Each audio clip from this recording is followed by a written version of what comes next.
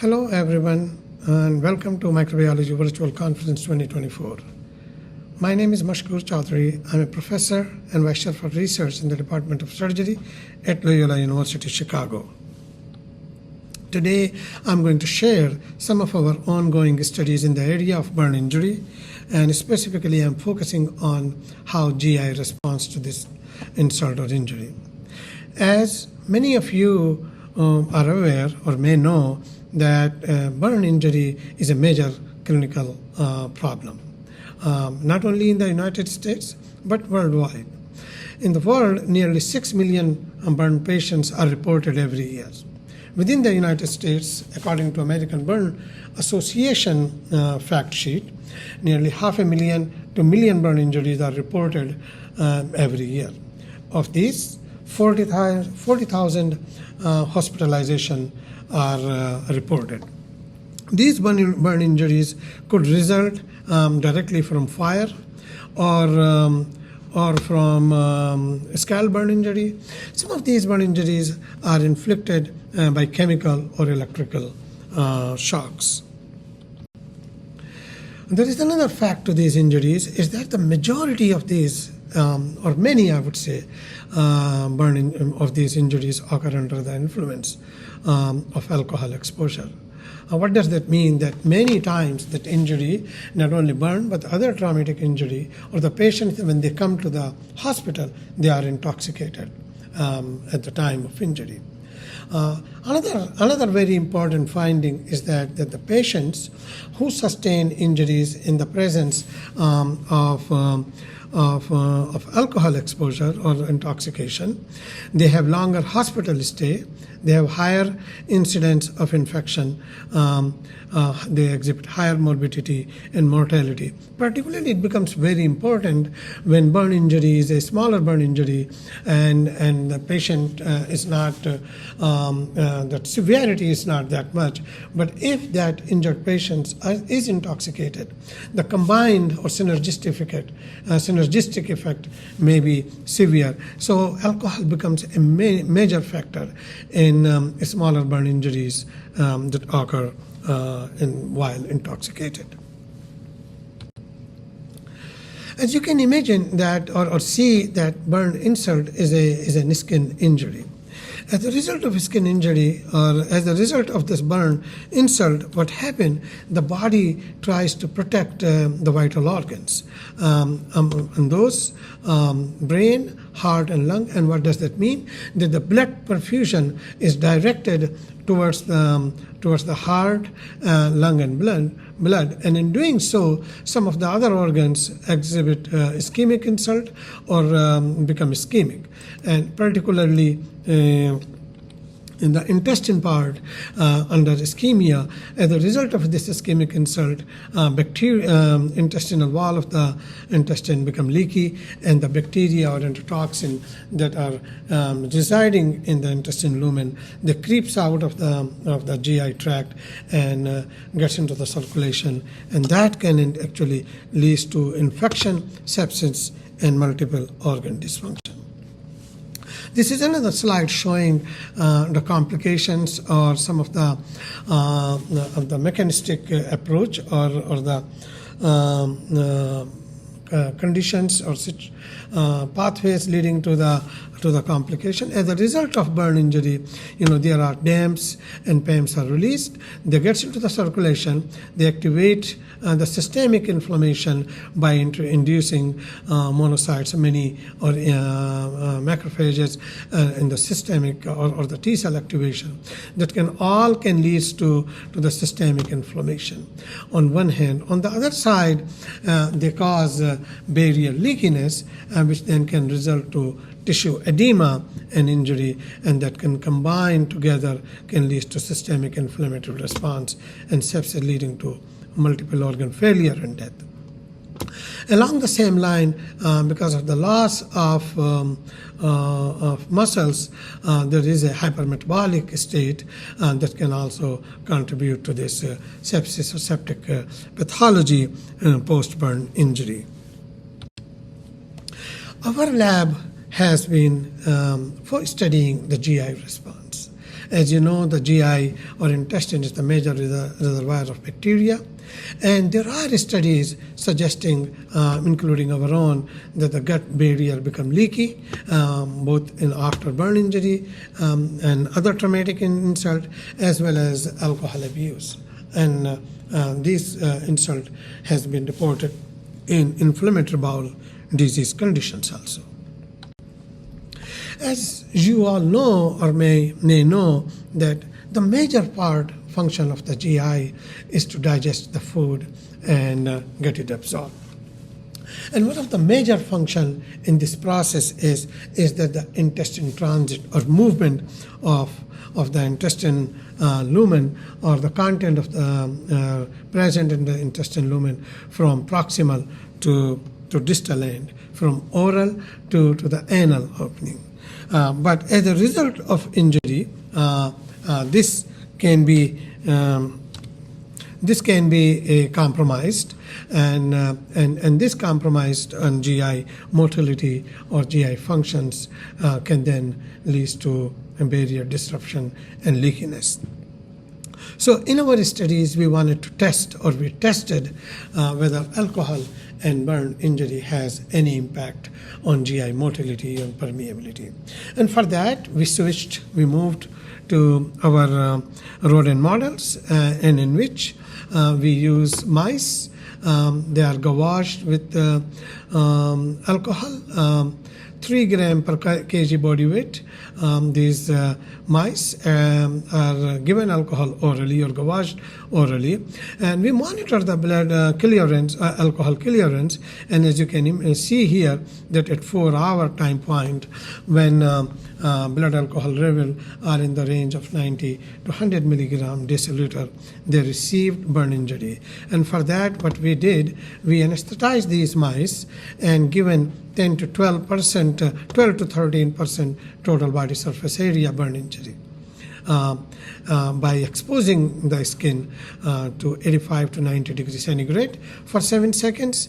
This resulted in full thickness burn injury, so it insensate the skin, so the mouse doesn't feel.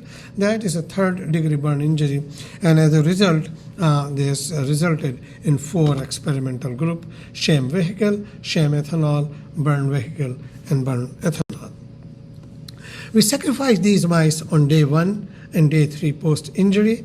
Here is the data on intestine transit and intestine permeability 1 day after injury. What we did here, 1 day after the injury, these mice were gavaged with a dye that is labeled with FITC, and the dye is a sugar molecule, dextran. So FITC dextran is given orally, and we monitored the accumulation of this dye in various parts of the GI tract.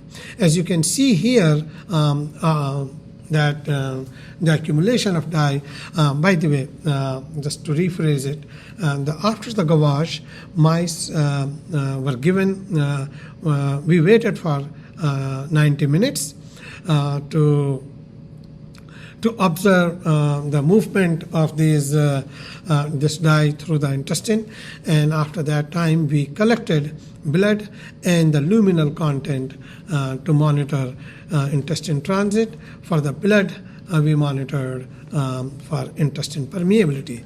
As you can see here, that stomach, small intestine, we divided a small intestine into 3 parts: proximal, middle, and distal, and the large intestine.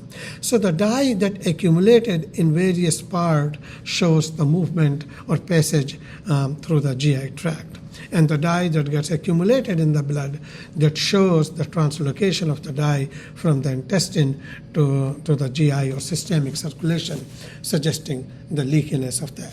So as you can see here, that in sham animals, this is the group sham animal, most of the dye,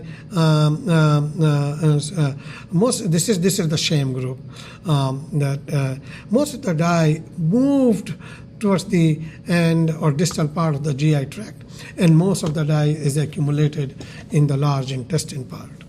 But in mice that had injury or burn ethanol, that most of the dye is accumulated in the proximal part of the intestine. So suggesting that the transit or the movement in this intestine part after alcohol and burn injury is delayed.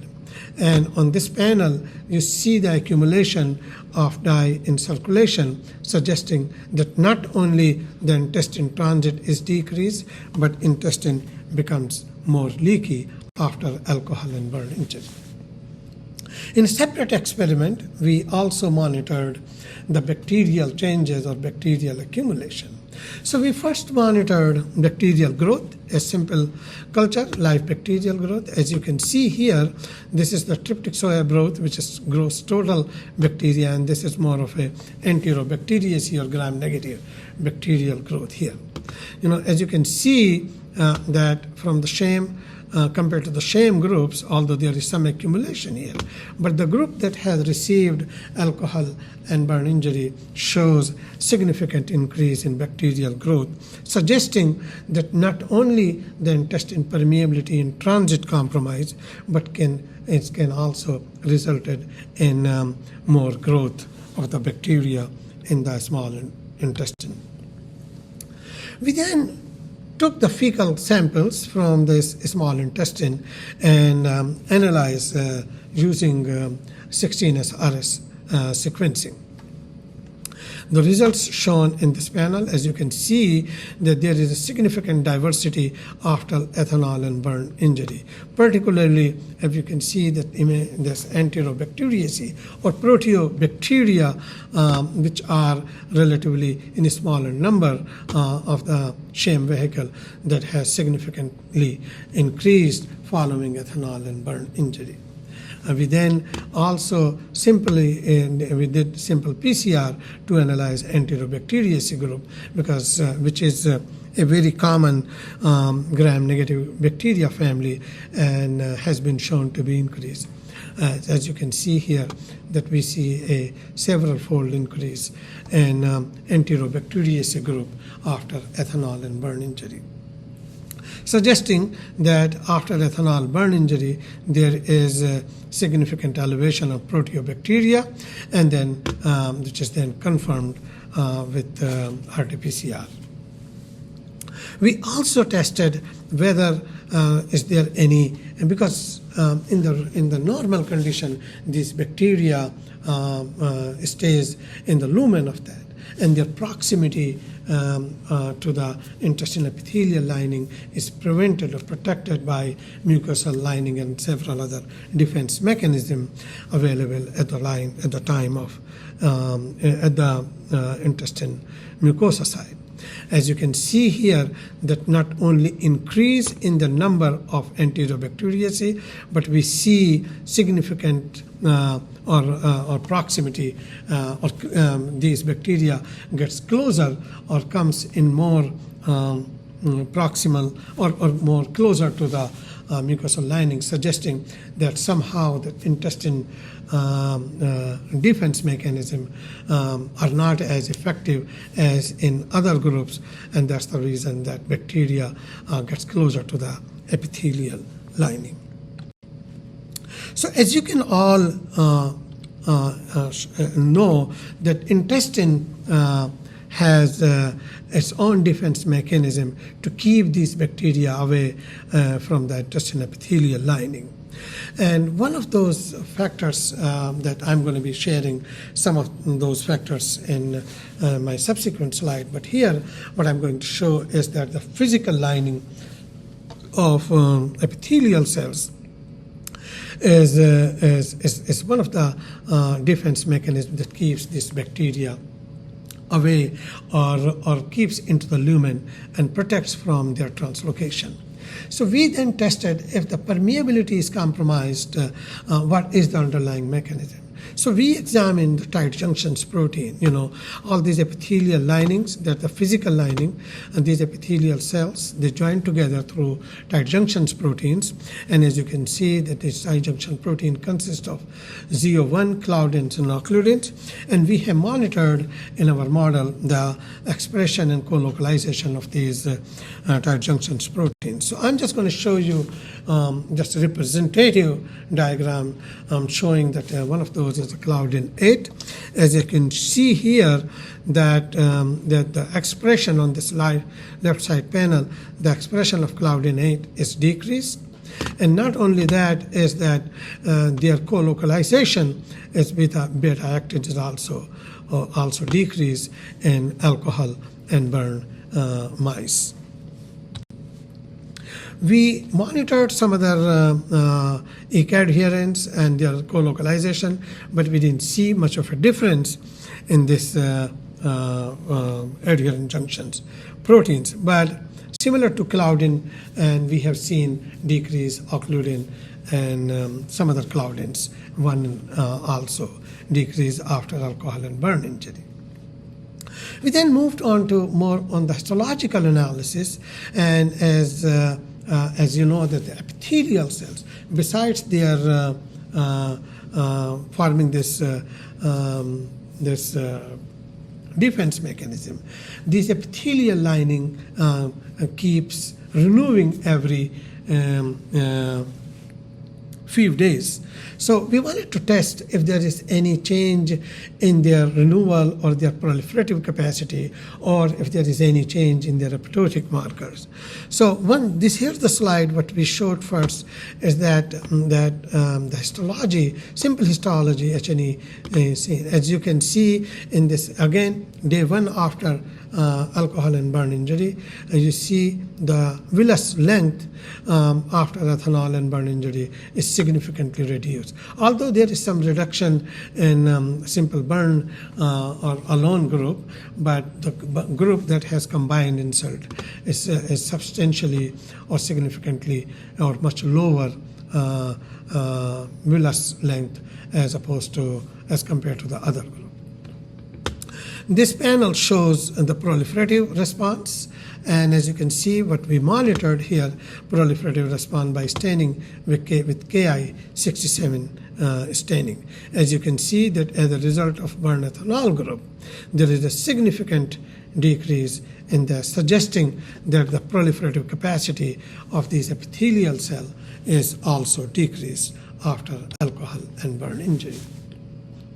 We then also analyze the apoptosis in the epithelial cell. And as you can see, by simple ELISA, what we did here, that we lysed epithelial cells and we monitored histone-associated DNA fragmentation, which is a marker for apoptosis. So we see a significant elevation in the apoptosis after ethanol and burn injury. So this shows that as a result of alcohol and burn injury, we see an increase in intestine permeability. We see an increase in apoptosis, a decrease in the proliferative capacity of epithelial cells. We see decreases in tight junctions proteins. We also, although this data is not shown here, but we see a significant infiltration of PMN and elevation in the inflammatory markers and other proteases in the intestine after alcohol and burn injury, which then can together can contribute to the increase in intestine permeability that we saw in our model. Now, this is the research that we have been doing in the last many years, or summary of our finding generated in the last many years. We then moved on to become or interested in learning how we can restore this gut permeability and barrier integrity. And for that, we focus on multiple aspects. We focus many of these aspects, but today I'm going to share with you some of our ongoing studies. And we were more interested in learning how changes in gut microbiome or the microbial changes they can contribute to the gut leakiness. And for that, I briefly go over to this slide. As you can imagine, that this is the lumen part of the intestine. As you can see, that the gut bacteria or their product then can activate TLR signaling on the epithelial cell or the cells present in the intestine. Then they can activate it and can cause a release of chemokines or cytokines, leading to inflammatory pathway that can then can contribute to the tight junctions proteins. They can bring also help in the recruitment of neutrophil, and what we have shown over the period that neutrophil produces oxidative stress or proteases, and that can contribute to the barrier dysfunction. All these can ultimately lead to the gut leakiness, and as a result of that gut leakiness, bacteria translocated, they can go into systemic circulation, cause systemic inflammation, and leading to sepsis. So in our lab, what we think that the gut-derived factor become the major source in post-burn pathology. So major interest in the lab has been for the last several years to understand the mechanism, how we can protect the barrier integrity. So in the first series of experiments today, or in today's part of the study that I'm going to share, is how these changes can contribute. So what we did, because MyD88 is a common pathway that can communicate or downstream to many TLR signaling, that if we block that MyD88 pathway, can that protect or that can prevent the inflammation and other pathway. So what we did in the next series of experiment, what we use is MyD88 knockout mice. And these mice, then we tested the inflammatory pathway and the permeability leakiness after alcohol and burn injury. So what we did, we have wild type mice, and then we have MyD88 mice, and these mice received alcohol and burn injury, and after that we sacrificed them 1 day after injury. As you can see here, that the mice that has knocked out or in mice MyD88 knockouts, that inflammatory pathway or the increase in IL-6 and IL-18 is significantly down. I just wanted to point out here, in these mice, we see a significant elevation in IL-18 in burn alone group, while other cytokines are not elevated. So this is something very interesting observation, that for some reason IL-18 is up after burn injury alone. But in both situations, that when we have taken out MyD88 pathway, it can block the inflammatory part. We also looked some of these chemokine, Kc and MIP, similar to the cytokine levels.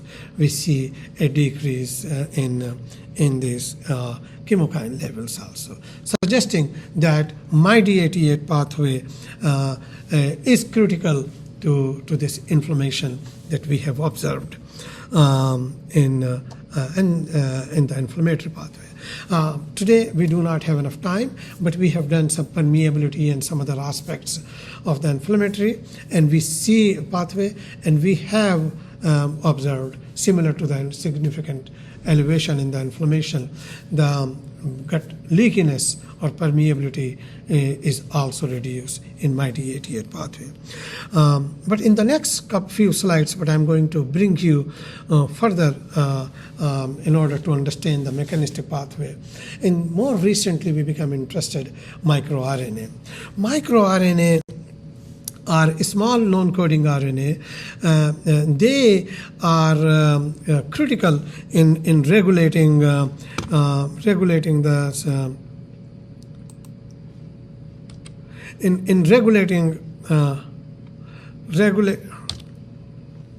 regulating the inflammatory signaling pathway. So these are small non-coding RNA. Biogenesis of microRNA is carefully regulated. A single microRNA can regulate several target mRNA. Slight change in microRNA can have wide spread effects. Since their initial discovery in 1993, microRNA has been reported to have multiple or many investigators now started or interested in learning their role in controlling the disease pathology. Just wanted to show you to support this how microRNA can play a role.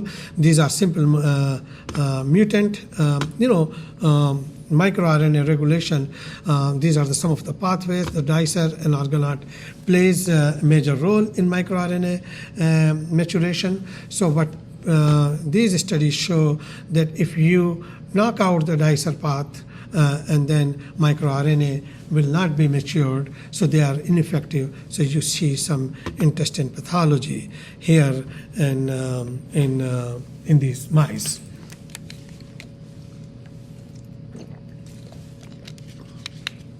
Additional studies have shown that microRNA have significant role in pathology associated with IBD and colorectal cancer. In our studies, since we see significant inflammation, so we focused on microRNA that has a role in inflammatory pathway.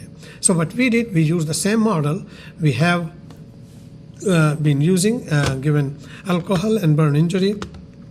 One day after injury, we harvested epithelial cell and analyzed microRNA level. And as you can see here, that MIR146A, MIR150, and MIR194 show a significant show a decrease in their expression after alcohol and burn injury. But turned out to be that MIR150 and MIR146A are the ones that significantly down. We repeated this experiment with 4 experimental groups and again show similar decreases in epithelial cell generated or isolated from ethanol and burn injury compared to shame and other groups. Similarly, MIR150 levels are decreased. For some reasons, in this set of animals, we do not see much of a difference in the MIR194. So we focus more on MIR146A because it is reported as an important break for inflammation.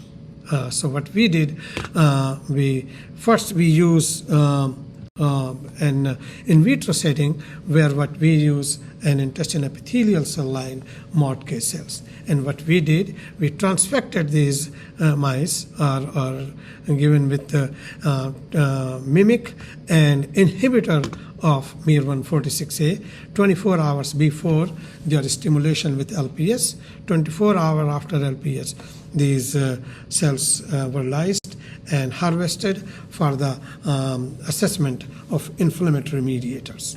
As you can see here, that the one that has inhibitor of MIR146A that shows an upward increase, upward trend in IL-6 and KC, suggesting that if you block MIR146A, you see an increase in inflammation.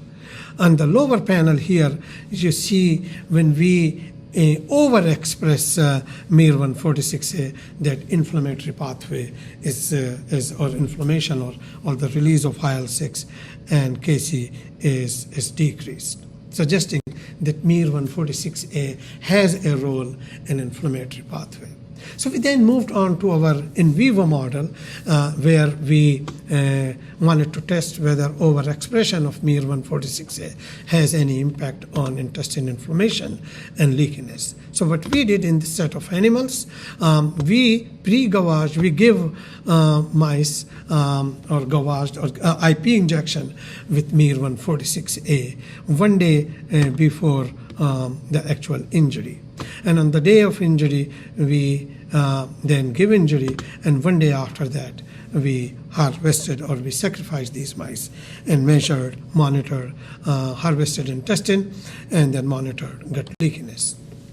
As you can see here, that the group that has MIR146A mimic, we see an increase EB in scramble group of mice. We see an increase in IL-6 and IL-6G, which is a marker for neutrophil, as well as Kc, although we do not see much of a, no, we see an increase IL-6, Kc, and Ly6, a marker for neutrophil.